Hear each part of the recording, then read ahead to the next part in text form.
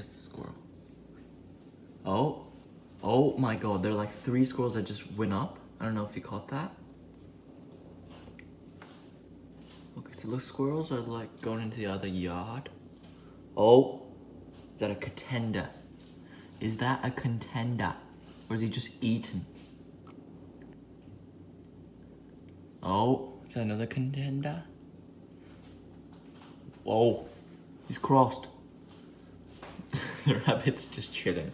He's like, they know they can't beat me. Oh, there comes the other squirrel. Oh.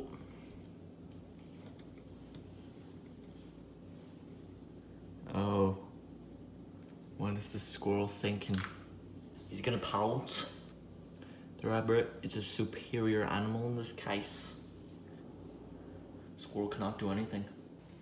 There are multiple squirrels near the rabbit, but I don't think anyone's brave enough to contend for the location.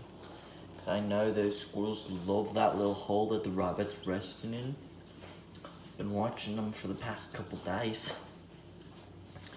We should build a Ninja Warrior course, like what Mark Rober did on his channel. Oh, there comes a squirrel.